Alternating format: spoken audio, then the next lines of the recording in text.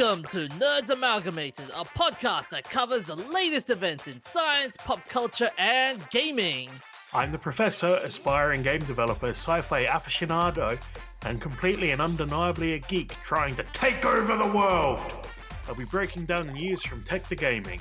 I am the DJ, a humble nerd, a big weeb, and a watcher from the halls of the multiverse. Just kidding. Anyways, I'll be breaking down all things comics to movies to anime. Join us and stay hydrated as we quench you with witty banter, unintentionally hilarious hot takes, and trivia more fun than a night at the pub, courtesy of Nerds Amalgamated. Welcome back to another episode of Nerds Amalgamated. How's it going there, Professor? Are you trying to sound tough? Is that what No. you're doing? Because it's not working. I'm trying to sound like an Australian. Well, that's not working either. And you're the arbiter of how does an Australian sound? More of an arbiter for it than you are. Yeah, that's all. It took you Because the that thing long to is- get a response. No, there was a hoon going past, so I was waiting for them to go past. Yeah. So I didn't have being in the background of my audio. But the thing is, you don't hear what you sound like. I tried to. No, it doesn't work out. Yeah, but you literally cannot hear what you sound like unless you are listening to a recording. Because point. your voice goes through your body ears, not Yeah. just from your mouth. So that's why you sound different on a recording. So anyways, let's move on. So on this week we'll be talking about age verification news affecting the gaming industry, Warner Brothers versus Midjourney, and objectivity in science is a myth. Before we go on to our topics, we would like to let our viewers know that this episode is sponsored by Res, the focus and energy formula for the long game. Crafted from traditional herbs and quality extracts, it relieves fatigue and eye strain, supporting eye health and mental endurance and stamina. And it tastes great! Yes, it comes with the lovely flavor of crisp apple berry. What a nice flavor that is. So I'd like to let you know that with our partnership with Res, we have a special code.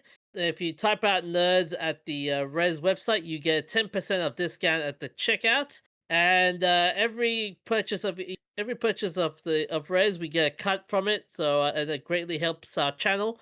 So if you want to support our channel, check out Res, and you will love it. Don't leave home without it. So on to our first topic, Professor. You've got a story about the UK and gamification news happening around the gaming industry, especially in the UK.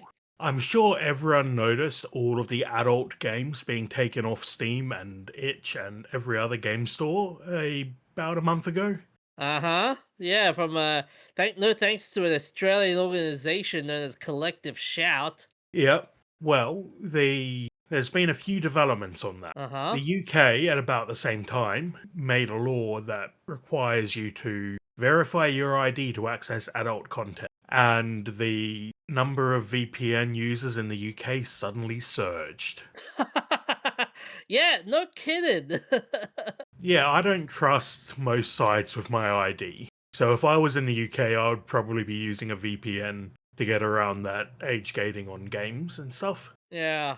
Because they're now bringing that age gate into Steam. And the question is, where do they draw the line? Is it just going to be for adult content? Oh, I can hear a siren at your end.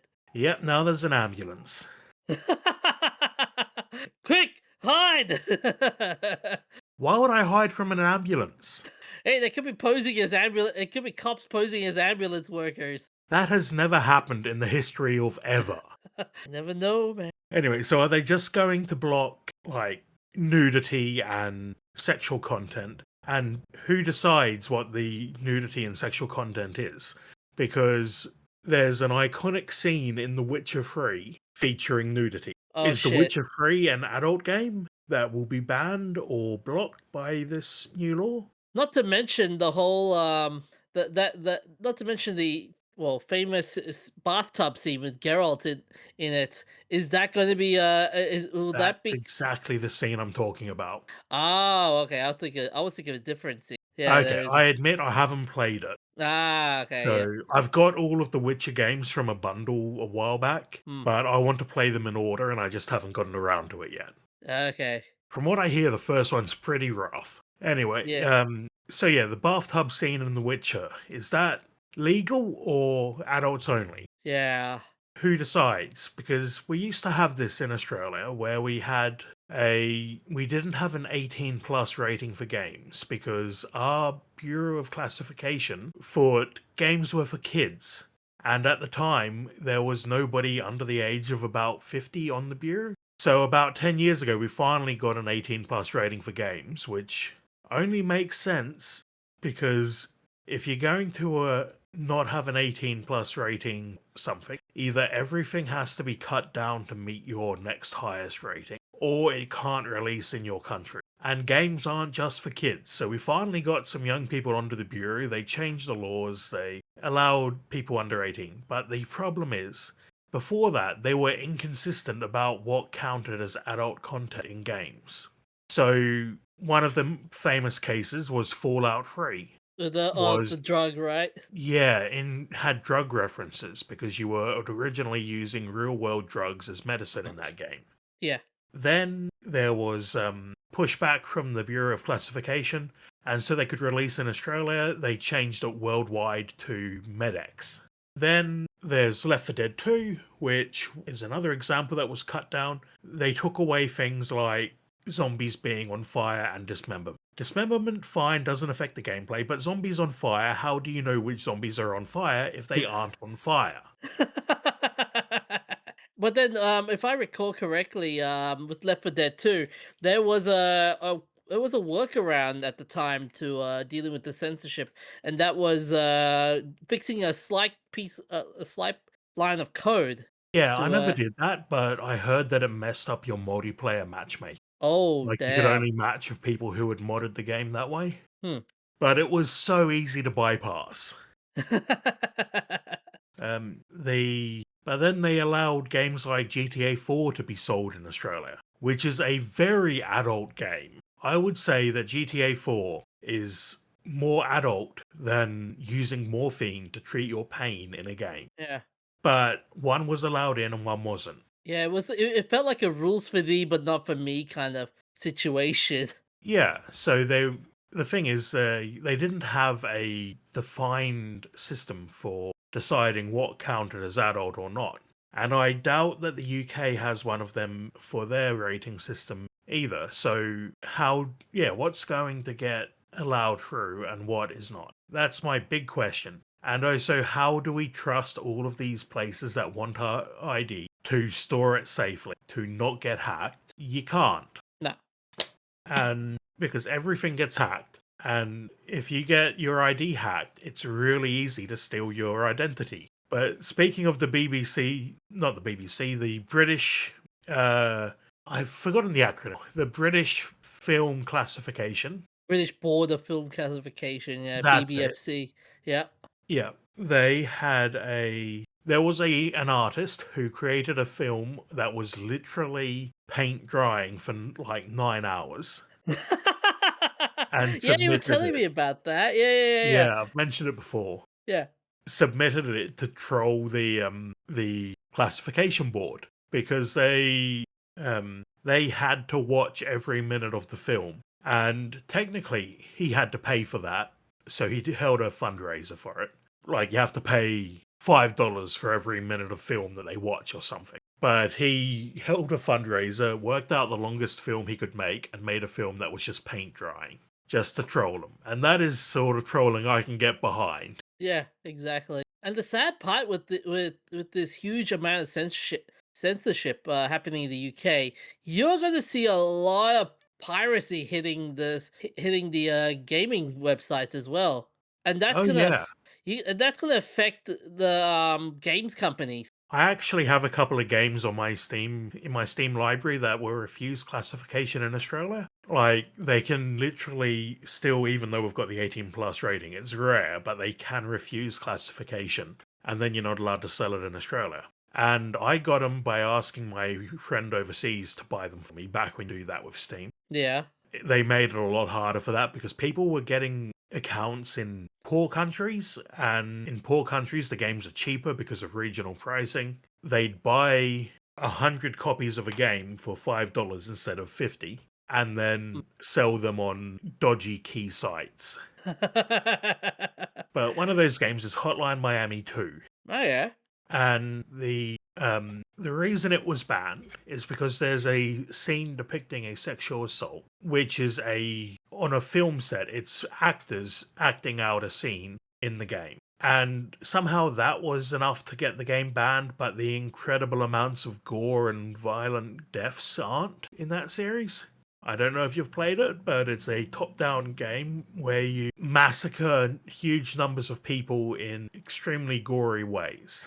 Well, it's Oh not yeah. extremely gory because it is a pixel art game. But they were like, yeah, the violence is fine. The actors acting out a scene of sexual violence is not fine. So that was the line for the refused classification there. The other one is just funny. It's called Genital Jousting. You play as that's the only other game I can remember that's been refused classification. But you play as a penis with a butthole, and your Ugh. goal is to it's a little bit like playing Snake. Ah, There jeez. are other players, and your goal is to drive the tip of your penis into the other penis's butthole and create a longer snake of penises. I'm And that looking at was refused classification. well, I the don't know why. the funny thing is, I'm looking at the development of this game, and they said though it is described as extremely juvenile, it was designed in part to deliver a sex positive message to an audience that might not come to hear it otherwise. The studio stated in its developer blog that heterosexual men are socialized not to discuss how they feel about sex or penises touching each other, and wrote, quote, "We were highly motivated by the fact that this game gave us a vehicle to have those discussions amongst ourselves." Yeah, and it even has a plot. There's a There is a plot. story mode where you play out a story of a penis going to its penis school reunion. Achievement Hunter played it on YouTube, so you could watch it on YouTube but not buy it. Oh, Jesus. Yeah, they're not the only ones who played it on YouTube, so it's How did YouTube not demonetize this then? who knows? Like, I assume if they got demonetized, they wouldn't have kept playing it in multiple parts, but they did. So Jeez. who knows how YouTube allowed that and the Australian government didn't. But it is just hilarious that someone has to sit there and tick a box saying this game is allowed, and that's the sort of content they have to rate. Because you think going into it, the sort of stuff that gets refused classification is going to be the worst of the worst, not some really juvenile humor. And what's weird now with like games like Marvel Rivals, for example, like you've seen the artwork, the artworks of Yeah, the people various get it characters. in People oh yeah, like this game, even though even though it's a very popular game, like it's a Guna game. well, Let's admit it. it's a bit of a loophole because the characters have extremely horny designs. But the most horny stuff is coming from the fans. Yeah. Oh, And it's a lot harder to police the fans than it is to police the game. oh, no, do you remember Genshin Impact? Remember how that game was a horny game? Yeah, people getting their waifus and making horny art, which I'm not judging you for doing, to be clear. You can make horny art of your waifus if you want. Just don't let the professor hit your head with it. Hit your head with a baseball bat. I don't know where I'm going with that. The I mean, horny yeah, I'm art. happy to bonk people if they're getting too horny on main. But why is, why is something with extremely sexualized character designs like Marvel Rivals rated? Let's see what it's rated. I haven't played it. Is it on Steam? It's on Steam, yeah. Yeah. Okay, there should be a rating there. No, I thought they used to have the rating on Steam that said it's rated M or whatever. Oh yeah, yeah. I don't know. I haven't actually looked for it for ages. It's rated T for teen by the ESRB, suitable for ages 13 and up. So that's not Australia, but It's yeah, T for teen in the US and Peggy 12 in Europe. so yeah, the extremely It's horny character designs are okay in for teenagers, which is not anything. I don't think there's anything wrong with that. But then you get things like drug references aren't acceptable for adults. So should Breaking Bad have been released as an M15 show in Australia? no. It's literally all about drugs and murder and more drugs. Is it really that much more impactful because you're a character using a drug than to watch something like Breaking Bad, where people are getting their heads crushed by a ATM machine because they stole it to get money for drugs? All the wheelchair bombs. Yeah. So that's my biggest ethical problem with rating systems, age ratings. How do you define them strictly enough to be consistent? That doesn't even begin to dig into the technical issues. How do you stop people from stealing your identity because you have to share your identity to access the game? Now, part of this is that in Steam, to verify your ID, you use a valid credit card. What stops any kid from getting their parents' credit card? Hey, mum, I want to buy a game to play with my friends, and then clicking save when they buy the game and getting their account verified and they're 12 years old. It wouldn't stop them. Yeah, I don't think it's going to stop that many people. Nah. It's like the cliche with the porn sites, you know, the whole "Are you 18 plus?" and the kids will still go, "Yeah, I'm 18 plus," and it didn't stop anyone, did it? No, I can't imagine that would stop anyone. But that, up until recently, was all sites like that actually had to. Now they have to actually store your identity and make sure that you are who you say you are, which is a So huge privacy risk. yeah, and not to mention you're doxing yourself on the internet as well. Like, Yeah. like you put your information out there. Like the people who thought this idea through didn't realize that there are things sort of cyber thieves. That could take your. There's a thing called identity theft. like Well, what the I'm looking forward to hmm. is the first big hack of one of these systems, where the hackers released a list of people who have accessed adult content. Because I can guarantee you it will include a lot of politicians. And then you Oh. can point and laugh. This politician watches porn and gave up his ID card to watch porn. And The you can point and laugh even harder at the politicians who voted to bring in this sort of stuff because they're being hypocrites. Professor, the day you do that, I will, What? Point and I laugh will. at a politician? No, the day when the news comes out that this politician watches porn and that politician watches porn, the day you do that, I will join you with a bottle of beer and go, "Ha! Look at them, look at them tumbling and falling on their swords." Yeah, well, it's a bit like how the app Grinder, which is a gay dating app, Yeah. crashes in whatever city they hold the Republican National Convention in the US.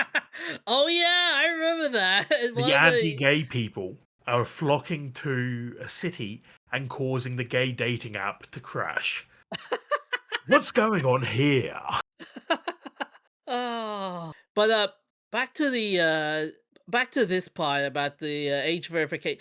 I feel like there's a bigger problem with the whole with this age verification. Like at one hand, they're trying to make it sound like, oh, think of the poor children, but at the same time, it's also more about like how many people are accessing problematic content as well. Always think of the children. That's a convenient excuse to push through a lot of things like this. Hmm.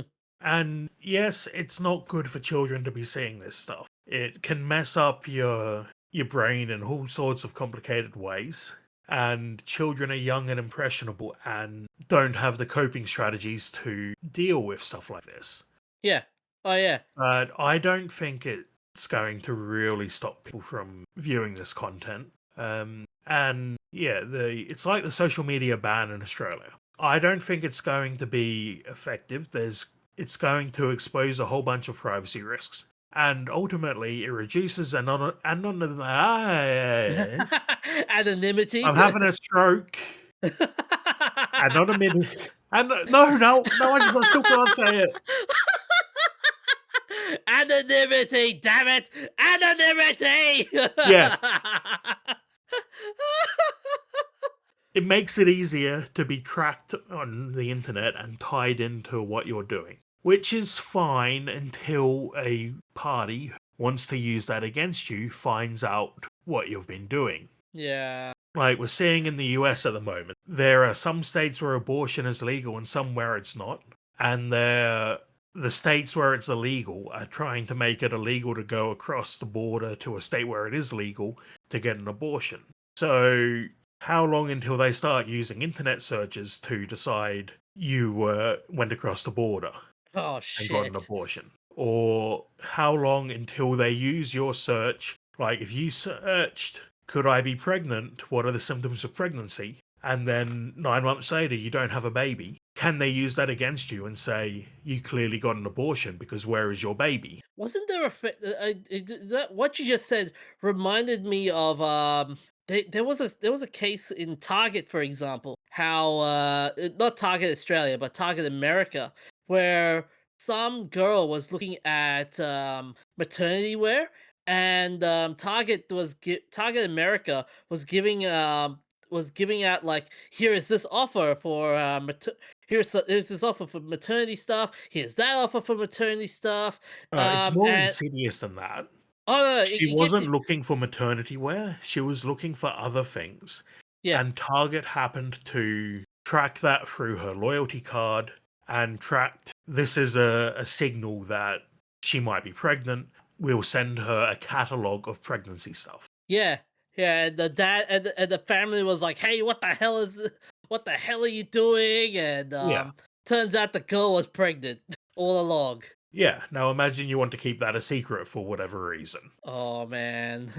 Like, even if you're not going to get an abortion, imagine you're keeping it a secret because the father is abusive and will harm you if they find out you're pregnant. There's all of this tracking is making it easier for bad actors to use what we're doing online against us. Yeah. And the craziest part is not many politicians understand the whole concept of internet tracking. Do you remember years ago when Tony Abbott was prime minister and there was a huge debacle about the metadata, and Yep. and how every media organization in Australia were asking what is metadata, and not a single politician could answer that question. Yeah. The And we were like, politicians don't really understand the things they're voting on. yeah. That's why we need more young politicians because they're more likely to understand the internet. Yeah, but then the problem is when you have young politicians is that sometimes they use Gen Z slang, and you wonder who the hell voted you in. Like there was one I saw an Australian politician saying like mentioning Skibbity toilet in Parliament House. I'm like, Jesus Oh, Christ, yeah. what are you doing? Yeah, he's not even that old. Oh no, it was I can't. she. Oh, okay. I'm It was thinking a of a different guy then. yeah. There's a Australian politician who is a member for somewhere in Brisbane, or was running to be member of somewhere in Brisbane, Yeah. and he had TikTok videos with all of the memes and stuff in. My friend showed me before the Yeah. election, and he was like, "Man, I wish we had this guy in our electorate." I'm like, "Yeah, but he's all style, no substance." Oh, dude, Green senators were also embracing TikTok. A former senator, Maxwell Chandler, and he was using TikTok to talk about the housing crisis at one point. And Friendly Jordies was like, "Yeah, you are an idiot." Yeah. Anyways, but yeah, Well, back to. Oh, sorry. talking about your policies Yeah. isn't a bad thing. It's what got me about this guy was how it was all skibbity toilet, fellow kids. And it's like, no, It's like, just stop. no. But since we're talking about politicians and ages, Anthony Albanese was born in 63. Yeah. So he is, not hugely old, but I know lots of people his age who don't have the first idea about computers. Working in IT, you run into them a lot. And if you look at the average age of American politicians, Oh, it's even worse. yeah. My God, some of them some of them you just want to go like, why are you just here for the money? Because you don't get paid that. Because being a politician in America, I don't think you get paid that well, do you? I don't know if they get paid or not, but they definitely clean up on insider trading. Uh-huh. There's Jesus no way Christ. you make that much money in such little time without doing something. Oh, there is an actual website that covers American politicians and how much what they invest on. And I've been following Nancy Pelosi's. My God, she has a lot of investments. Like, Yeah, geez, that lady, that lady can invest. yeah, that's why I think politicians with investments should have them put into a blind trust where they're not allowed to give specific directions or know exactly what's going on until they leave politics. Because otherwise, you get insider trading where they make laws to benefit companies that they are invested in. Yeah. Uh, yes, back to the topic of age gating content. Roblox seem to finally be trying to do something about people making adult content games on their platform. They've partnered with the International Age Rating Coalition to come up with a system of maturity labels for mature content. And the IARC has brought it in line with using actual global rating systems like ESRB, PEGI. Apparently, Korea has their own GRAC, and Germany has the USK. I don't know why Germany needs the USK. They have PEGI, but who cares really? They're not just doing that. They're also investing in age estimation technology using webcams. Oh Yeah, we saw shit. how well that went last month.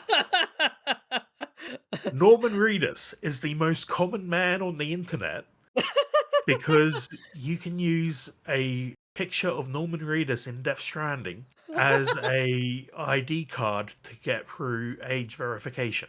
Oh yeah, I heard about that. I was like, oh Jesus, Norman. So yeah, Roblox is making a change, but it's probably too little too late. Yeah, exactly. I don't think they're gonna go anywhere, Nope.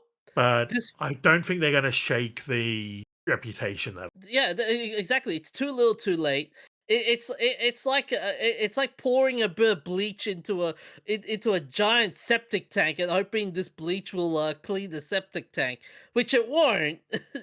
actually that would just make things worse. Yeah, it will make things worse, and I think Because the that's bleach will kill the bacteria in the septic tank that break down the waste. yeah. And I think that it's too little, too late. You're right. It's too little, too late. And Roblox, given what's happened to its recent dramas, it's now become more popular than Steam, which I Oh, find that what? shocking. No news is bad news, apparently. Oh What's the Jesus! no publicity is bad publicity? That's what I'm It, thinking. yeah. Any publicity is good publicity. That's right. We got there in the end. But we've been ranting about this one for way too long, so DJ, Yeah. can you take it away with the Midjourney fight? Oh, we're not going for the last one then. The last what? What's the other one? The other one about the Steam, but without content, with banning early access after payment processes I thought I'd restrictions. already mentioned that, but since apparently I haven't, adult games can't use early access on Steam. Yeah, which sucks a lot now. I mean, Why? Maybe they've decided that because it's too hard to decide, like, to rate a game that is rapidly changing. hmm. If you look at a game and it's acceptable one day, and then the next day they add in a patch that adds in something objectionable, but that would imply Steam are doing their own rating, and I don't think they're doing that. Oh, but then there are some time. I mean, okay, there was a case. That example you just mentioned. It reminds me of Stellar Blade when when the demo came out, everyone was like, "Yeah, cool, yeah, yeah." It's all the adult stuff that went on, and then when the game came out, there was a lot of censorship to it, and people were mad. And apparently, if I recall correctly, it came from the developer himself, Well, it's a Chinese game, isn't it? Korean actually. Oh, okay. I was going to say I'm not surprised because if it's Chinese because they have lots of weird censorship rules. Yeah. Yeah, it was a Uh, censorship yeah, on Korea, I don't Premiere. know. Yeah. Sometimes I think it's so I don't know who to blame, to be honest. Like would you ultimately blame the developer, or would you ultimately blame Steam in that circumstance? Well, it's the developer's decision to comply. Hmm. If they feel like it's going to get them more sales, then it's perfectly reasonable to comply. I think that they're most likely to have complied because they want to meet a particular age range. They probably submitted it to the GRAC, and the GRAC said, take this, this, and this out. We'll give you a pass. Just Yeah. like how Fallout was going to be banned in Australia until they changed morphine to Medex. Yeah, yeah, it was a yeah. I find that very amazing. They say, and I just think with all the censorship that's going on right now, I think it's gonna get worse before it gets any better. I mean, who knows what we're gonna see next? Yeah, it's a concerted push across the world for this sort of stuff.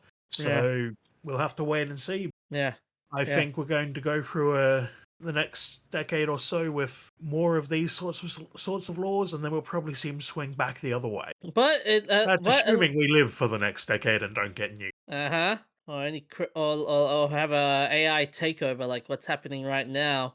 Yes, I know it's a very crappy segue, but yeah, Warner Brothers is joining the lawsuit against Midjourney of all companies. Midjourney, eh?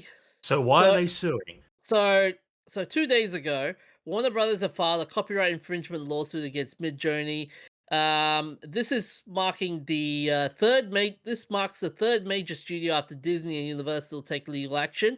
The reason why Warner Brothers is suing Midjourney, it claims Midjourney trained its AI on unauthorized or illegal copies of their copyrighted characters, including Superman, Batman, Wonder Woman, Bugs Bunny, Scooby Doo, and others. They continue to allow you to generate and download highly realistic images and videos featuring these characters, even in response to vague prompts like classic comic book superhero battle. Well, didn't they just decide that ChatGPT was allowed to pirate books to fill out their database? I've heard that one too, but I'm not sure whether that's a thing. Hang on a second. Remove books. Because if it is, then I don't see what case Warner Brothers has. If ChatGPT is allowed to take copyrighted books and use them, pirate them for use in their AI, Midjourney is allowed to pirate animation. I don't see the distinction there. Yeah, and there's and even more, it's the fact that the Warner Brothers claim Midjourney removed previous safeguards that once limited the creation of infringing content. The Warner Brothers allege that this is a deliberate move motivated by profit, and that Midjourney has fostered confusion, misleading subscribers into believing the generated content is legally authorized. So as a result, Warner Brothers is seeking statutory damages up to 150,000 per infringed work, and disgorgement of profits, and an injunction to prevent continued infringement. Well, good luck to them. Yeah, and Midjourney's defense to this entire thing is that it trained on publicly available images, and that its actions are transformative use akin to search engine operations, and that users, not Midjourney itself, are responsible for abiding by its terms of service, which prohibits IP violation. Which I feel like it's just Midjourney's way of saying, "Hey, don't blame the program, blame the user." In a nutshell. So yeah, I don't think they should have used copyrighted works to train their without permission. But I'm not a judge in the US court system, so my opinion means nothing. Yeah. But what's weird about this lawsuit is the fact that why do it now? when you know when it's when Midjourney and or AI in general is becoming too powerful now. Why do it now rather than like when it's infancy? Maybe they didn't realize. Maybe they were waiting for it to prove that it was valuable to go after them, and they actually had money to go after. Yeah, Or maybe maybe they were just too maybe they were just too broke from all the COVID money they lost. Hey, we're nah, broke, guys. We need more money. Hey, let's sue this we AI company. can't afford a lawsuit. We're too broke. No, I don't think so. Hey, I mean, I look think at it's more likely that they just didn't know that yeah. it was using their copyrighted content. Yeah, I mean, and what's crazy is going to be like these lawsuits. These lawsuits are they going to be the beginning of a broader crackdown on AI generated content? I mean, can you Well, imagine? that Yeah, GPT is getting away with it, mm, so no. yeah, yeah.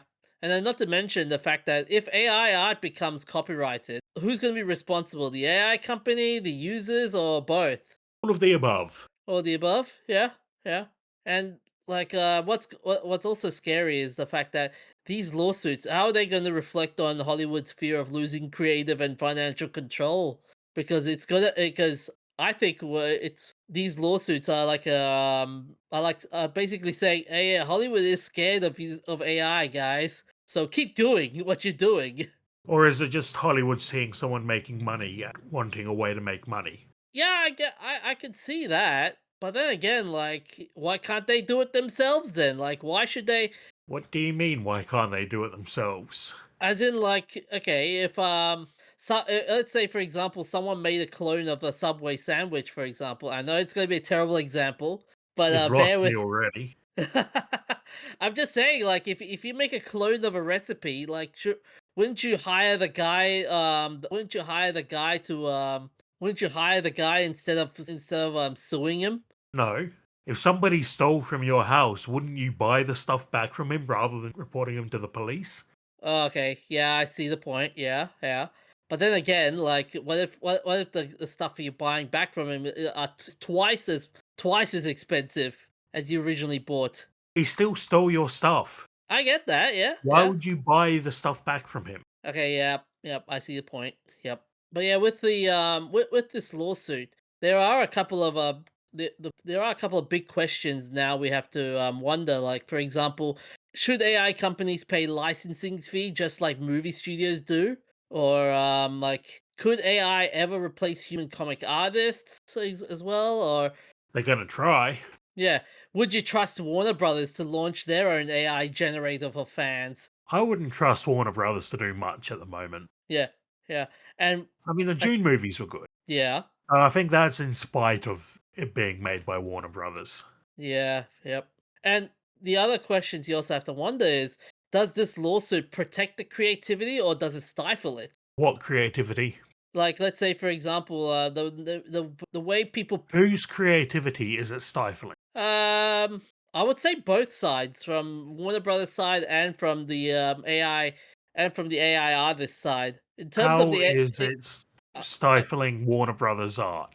in terms of copyright, in terms of I copyright, still don't follow you. yeah, I kind of answered wrongly on that one. But in terms of AI art, you could take out the creativity in terms of how they could word the prompts in a sense. Like instead of like superhero uh classic superhero pose, it'd be like classic classic name a different thing pose kind of thing. Coming up with a prompt for AI Hmm. is pretty much the lowest possible creativity you could possibly have. Yeah, I could. Yeah, You're offloading the creative process to something else. yeah. It's more like commissioning art than it is being creative. Hmm. If I asked you to paint me a picture of a mountain and you painted me a picture of a mountain, have I been creative? No, it's the artist that's being creative. Yes, the vast majority of the artistic effort is coming from the artist, in this case the AI. But since AI doesn't have personhood, it can't be recognized as the owner of its creation. Yeah, yeah. So who do you think is winning the side of public opinion in this lawsuit? You reckon is it the big studios or the AI upstarts? Depends where you go. I think most people are into AI. Hmm. I've found a few enclaves of people who are against AI, but I'm not seeing many who are actually in. Yeah. Sorry, I'm seeing a lot who are into it. I'm not seeing many who are against it. Yeah, yeah, yeah, and it's gonna be a tough battle, Yep, but not as tough as finding objectivity in science. Eh? Eh? they're getting Eh. worse. You're supposed to get better with practice. Oh yes, yes, Professor. So, in terms of objectivity and scientific objectivity, there is a claim that scientific objectivity is a myth. Cultural values and beliefs always influence science and the people who do it. It argues that science is never fully neutral. It is shaped by human context. My response to that is pretty much no shit, Sherlock.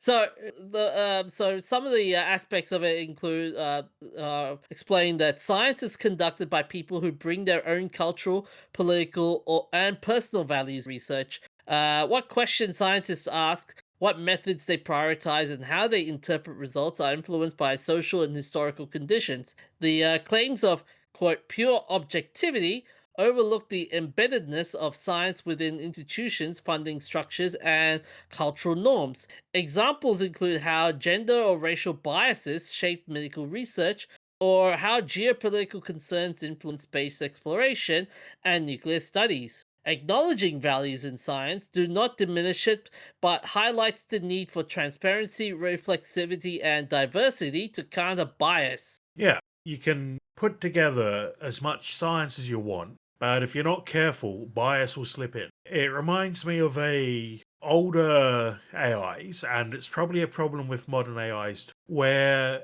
the AI would turn up racist because the data given to it was subtly racist in a way that the creating it didn't realize.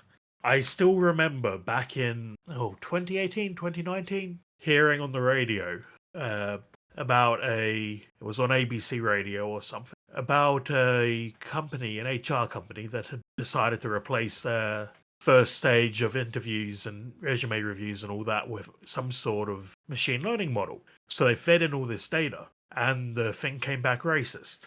Oh And shit. they looked into it and they're like, why is this AI machine learning model racist? And when they looked into it, they realized all the data they'd given it was subtly racist because the people who created the data had a bias. So if they just look, you can find bias wherever you look. It even comes down to the names of. So I'm pretty sure I read recently that people with female presenting names are scored higher in tests than people with male presenting names. Damn. Yeah, and that's a example of bias. Like the study accounts for other sources of bias and it decides that yes, this is bias based on the person's gender. So if you black out the name and give the test or the resume or whatever to someone review, you'll get a more egalitarian result. But what really stuck with me about this radio thing was how the HR people were like, how could the programmers do this to us? It's not the programmer's fault, mate. It's the HR people who created the racist training data. At this point, like there should be they should have acknowledged the fact that there were biases involved in this, but oh, shit. Yeah, I'm not sure the person who basically said, how could the programmers do this to us, really understood that they were biased. Because they were blaming the machine rather than the inputs. It's like if you build a smelter and you feed in a stack of rocks, you're only ever going to get iron out if you put in iron ore. You're never going to get gold out of your iron ore. And then you blame the smelter for not smelting gold. Oh, yeah, yeah. I see the point. Yeah, although this thing comes up with some interesting questions though. Like, for example, if cultural values shape science, does that make scientific knowledge less reliable? Slightly. Hmm. What we need to do is take the scientific studies and repeat them. That is one of the key tenets of science, is that a study has to be repeatable. And the more times it's repeated, the better results, the more accurate results you get. So if you look at a meta-analysis of multiple studies, you get a more accurate result than if you look at just a single study. Yeah. Yeah. Yeah.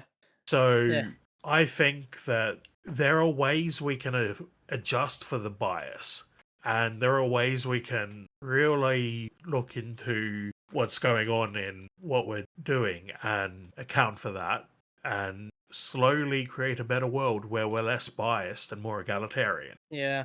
I think the problem with trying to address the bias is that if we address the bias, it will affect the narrative of the study, for example, because we're living in a very narrative based society. We're living in a very narrative based society. You trying to say that people will structure their study to present a certain story? Yes. Yes, I That's am. terrible science. Hmm. If you are doing that, stop it. But addressing bias is how we avoid that sort of stuff. If you go in expecting a particular conclusion and manipulate the data so that you get that conclusion, like discard outliers. I've heard it called key hacking, I think, which is basically just massaging the numbers until you get a result closer to your hypothesis than what the actual results might be. Yeah, they call it data dredging or yeah, data snooping or p hacking. Yeah, or cherry picking. Yeah, so that's just bad science. If you go in trying to prove a narrative, you're doing bad science and start again. Yeah. If you go in trying to answer a question that isn't, and you accept any answer, even if it goes completely contrary to your expected results, then you are doing better science, and you should Yeah. keep doing that. That being said, does the myth of objectivity help science or does it harm trust in it? I think there's a difference between what scientists will think of that and what lay people that.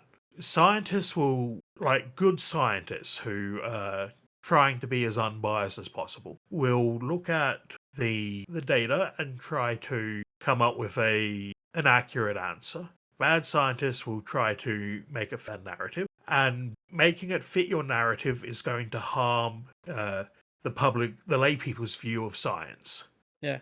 So The other point on that is that lay people already struggle to understand science because so much of science is based on not like extremely deep knowledge of the field. yeah. And a lot of the time you'll see lay people who are like, look, here's one study supporting my viewpoint. The thing is there's 50 studies and the rest of them don't support your view. But you cherry pick the study that does support you. That's not the science not being objective. That's you. So but that being said though, should we at this point democratize science by involving the public in setting research priorities then or as a solution to the late as a solution? I don't know if the public knows what uh, the research priorities should be. Like, I'm not trying to say scientists are better than the rest of us, and I'm not a scientist, so I'd be putting myself down if I said scientists are better than. But look, to get a bit political again, right now in the US, there's a big push to find an environmental cause of autism. Oh yeah, I heard about that. Yeah. If you ask the public, what do you want to research about autism? They might say the environmental causes. Whereas the scientists have already identified that there aren't really any environmental causes. Except maybe tire dust. There's actually some indication that tire dust exposure can cause autism. Fire dust. Yeah, so when you drive on the road, your tires wear down, right? Yeah. And that's rubber, it's bits of metal, it's all sorts of chemicals that give the rubber tire the properties it needs to be able to drive a car. And that stuff gets blown up into the air and then into your lungs, and your body absorbs it, and it can apparently make autism more likely. But that's still fairly early science. Mm.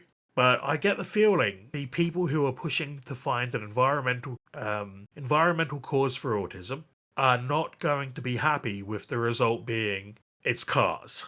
Yeah.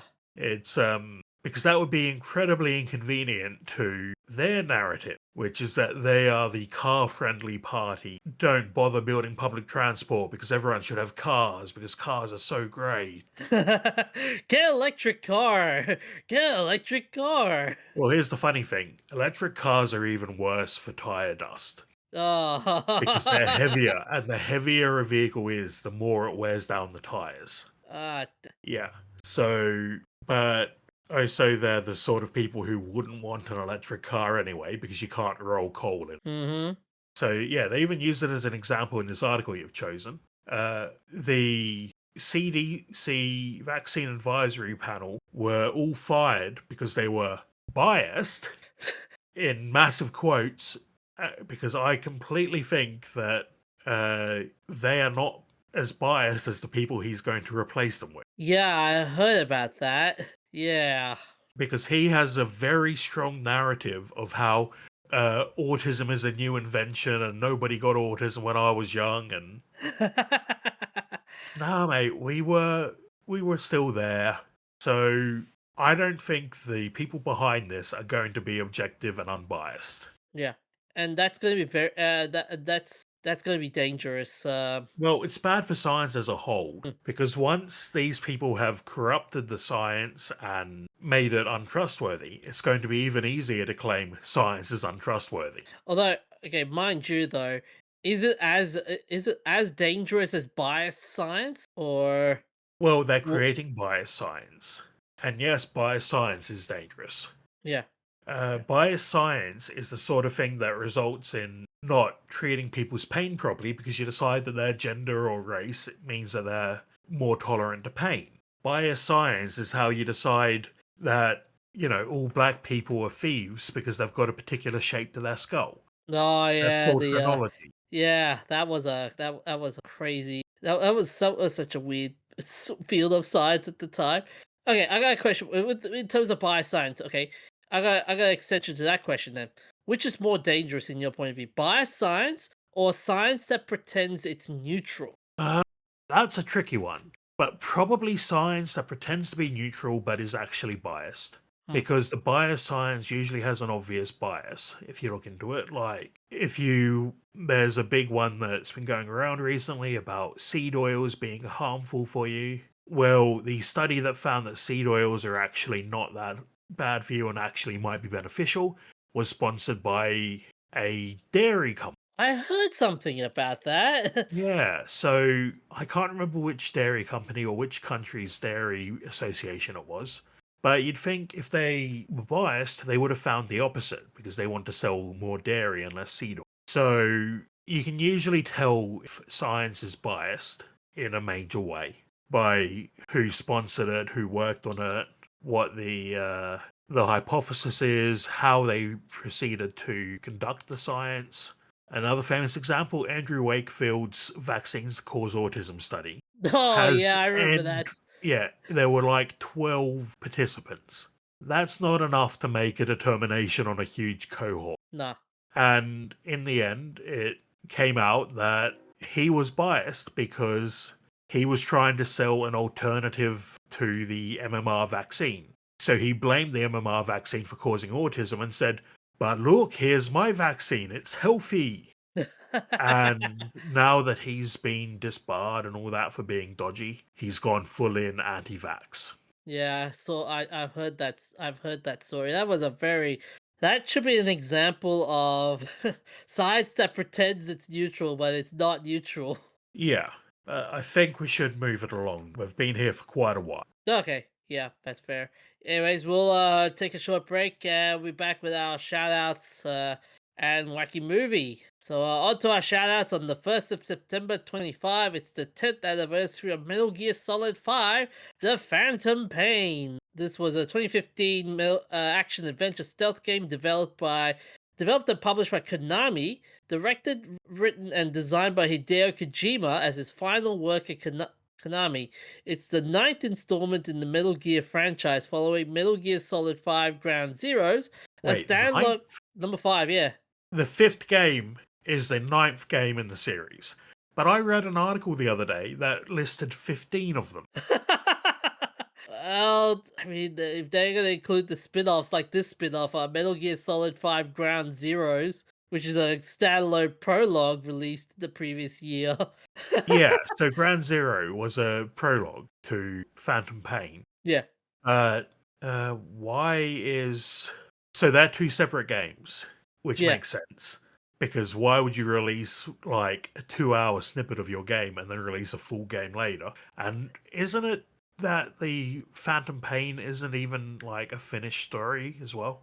I've heard that too. Yeah, the whole it's not a finished game, but fucking hell, man. Yeah. Now that Kojima's left Konami, like, how are you gonna finish that game? Yeah, I don't know. So Yeah. there's the fifth game in the series is the ninth game in the series out of 15 games in the series. What? None of this is adding up. Nope, it's not adding up. Yes. I don't know how they're going to continue it without Kojima, but they definitely seem to be trying since they just released the remake of Snake Eater. Yeah, and I heard it's not going really well Oh, with the really? amount of I've heard great the things amount about. of a lot of people are really angry with the censorship of that game as well.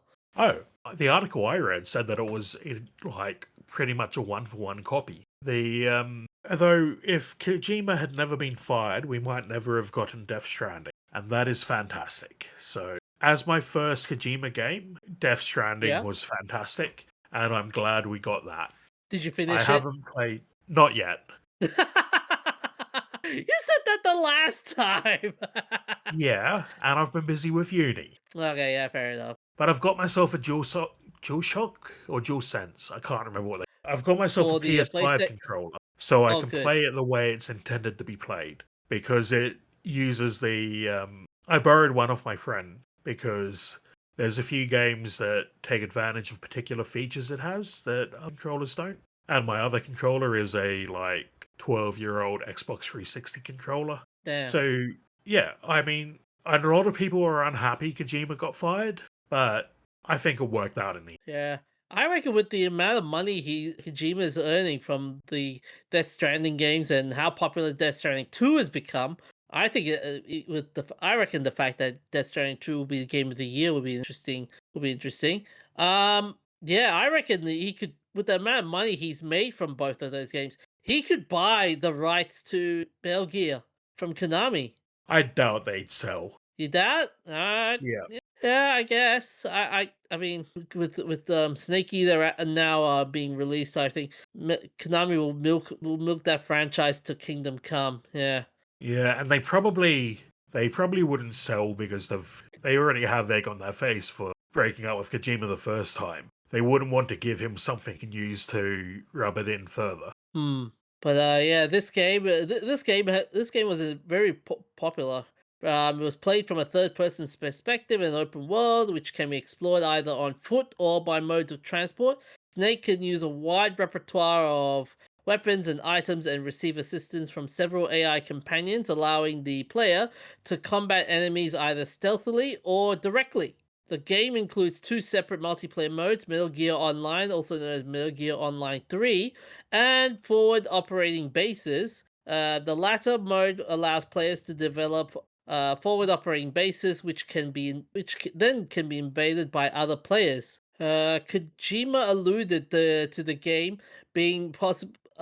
Game possibly being too big to clear, adding the game is 200 times larger than Ground Zeroes. He spoke about the restrictive nature of previous Metal Gear Solid titles, saying that they set the player on one rail to get from point A to point B, with a certain amount of freedom between. In stark contrast, the Phantom Pain offers players new ways of traversal and sneaking methods, such as taking a helicopter to the main mission area. Players are able to traverse the game world or deploy directly to landing zones, which that allows for different approaches. Weapons are unlicensed and fictional in the Phantom Pain, just as they were in Ground Zeroes. It was confirmed that players who had previously played Ground Zeroes are able to import save data into the Phantom Pain and gain special perks. Kojima wanted the player to connect with Snake in the Phantom Pain. To accomplish this, the loss of Mother Base which the player developed throughout the Peace Walker, would serve as motivational for revenge for both Snake and the player. Kojima also tried making Snake more relatable to newcomers of the series by making him unaware of what happened in the 9 years during which he was in a coma. Okay, that's a long time to be in a coma. Like, he's going to spend the rest of his life doing physio. Yeah, that's the one thing I don't understand with coma patients. Like sometimes if you're in a coma, they start off the life support after a week. Sometimes it's like a few months, and then all of a sudden they wake up from the coma. Like, what the heck is going on? Yeah, I think they do their best to make sure that if they turn you off after a week, you are actually dead. Like, there's a difference between brain death and having your heart still going, and being in a coma where your brain is still active. Yeah.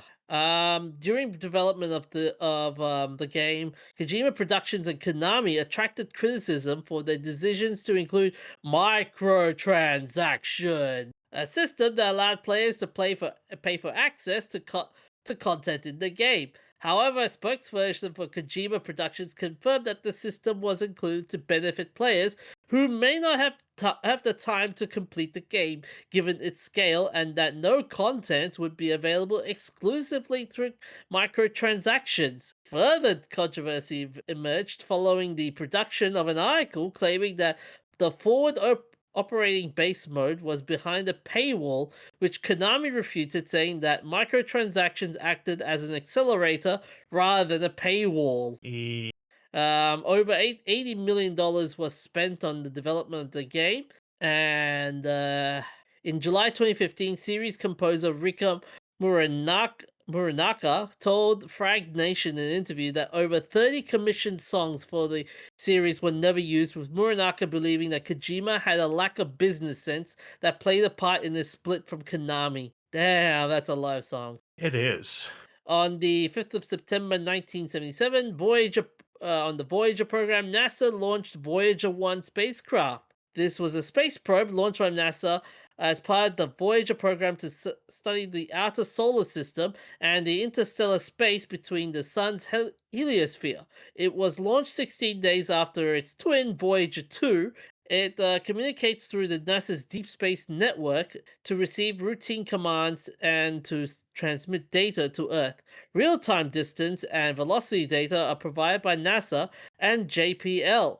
At a distance of 166.40 AU, which is 2.49 kilometers, and 15.5 billion miles as of May 2025, it is the most distant human-made object from Earth. Most distant. Voyager 1 is also projected to reach a distance of 1 light day from Earth in November 2026. So that'll be a year from now? Bit over. Yeah. The naming of this occurred in March 4th, 1977, when NASA announced a competition to rename the mission, believing the existing name was not appropriate as the mission had differed significantly from previous Mariner missions. Voyager was chosen as a new... Thank you. Mariner mission. Voyager was chosen as the new name, referencing an earlier suggestion by William Pickering, who had proposed the name Navigator. Due to the name change occurring close to launch, the probes were still occasionally referred to as Mariner 11 and Mariner 12, or even Voyager 11 and Voyager 12. The Voyager 1 probe was launched on September 5th, 1977 from Launch Complex 4 at Cape Canaveral Air Force Station aboard Titan 3E launch vehicle. The Voyager 2 had been launched 2 weeks earlier, on August 20th, 1977. Despite being launched later, Voyager 1 reached both Jupiter and Saturn sooner, following a shorter trajectory.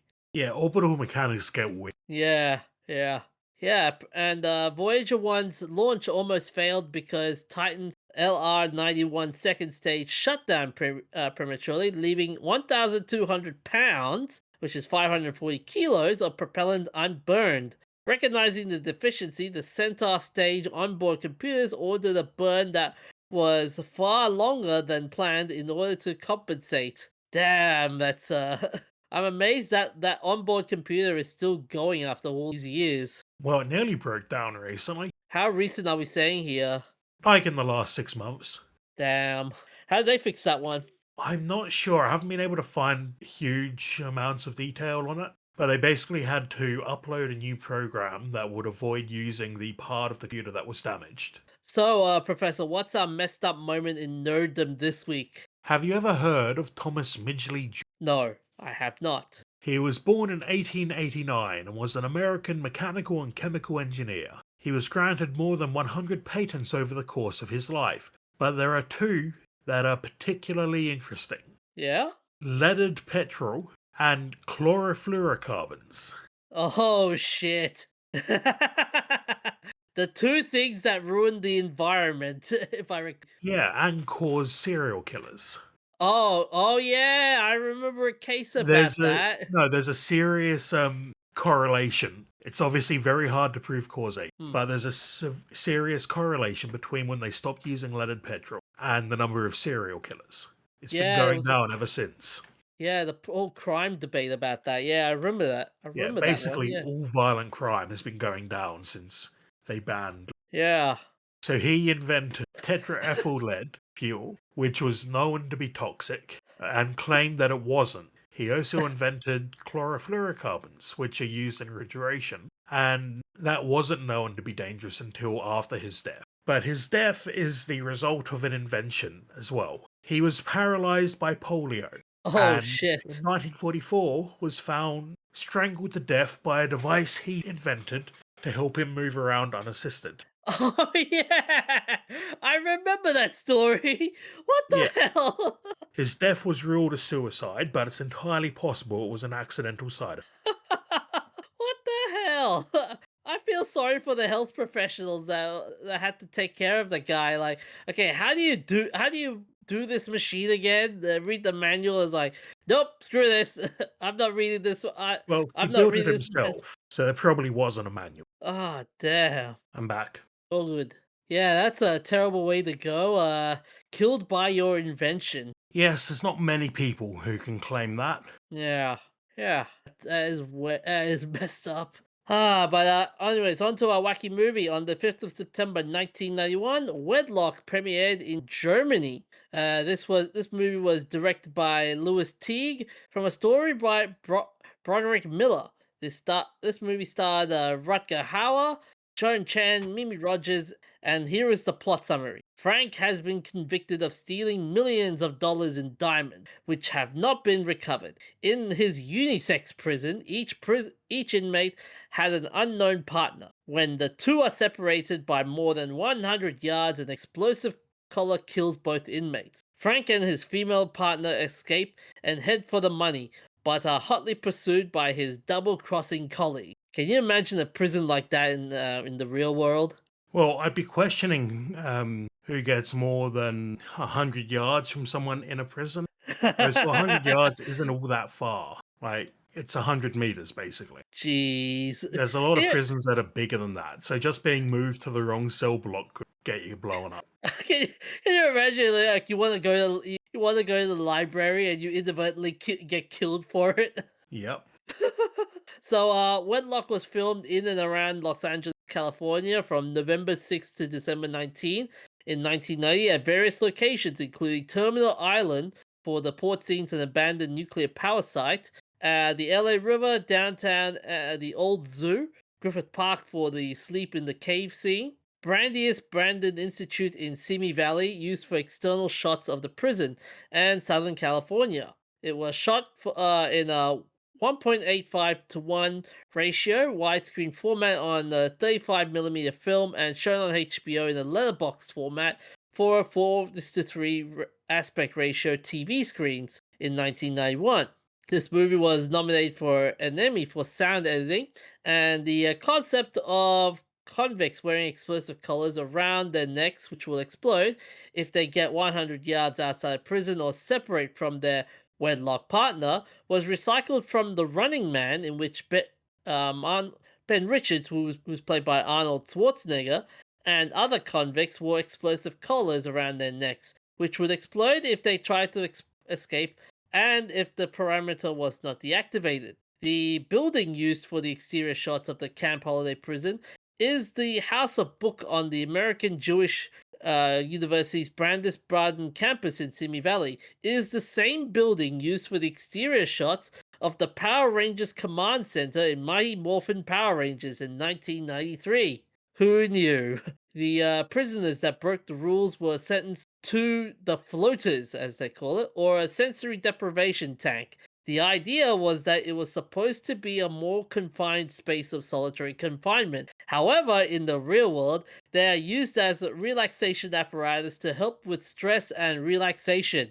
Can you imagine? You're like, you go to prison. You're like, okay, if you behave badly, you are going to the floaters, and you get scared about it, and and then when you commit that crime and you get sent to the floaters, they're like, you know, this is not as bad as I thought. I think there's a difference between being there consensually with a set time limit and being put in there as solitary confinement, because it will drive you crazy if you can't get out. Huh. Would you ever do it though? Like go into a sensory deprivation tank, Yeah, I'd do it. even if it's like solitary confinement, like levels of craziness. Well, like, not forever. Yeah, Like, if I was only going in there for a couple of hours, I'd be happy. yeah. But the thing is, you genuinely do start to go nuts after a few hours of sensory deprivation. And here's a plot hole for this movie. If you get separated from your wedlock partner for more than 100 yards, the wedlock starts beeping first, and then you have a couple of seconds to get back within 100 yards, as demonstrated multiple times during the movie. So, why didn't somebody just step over the line for a few seconds and then find out whose wedlock beeped? Then they could escape anytime they wanted. Well, maybe they can't get far enough away to do that test, and 100 meters is a long way to hear or a beep. So it's entirely possible that the beep is too quiet for you to hear from 100 yards away, and you don't notice who your partner is. Hmm. Yeah. But yeah, I should check out some point. But anyways, that's all we have for this week. Where can they find us, Professor? Everywhere. Yay, we're everywhere. We've also have our own Discord channel as well. We'll put all of our details on the show notes. Stay happy, stay nerdy. See you guys. Look after yourself, stay hydrated, and we'll see you next time.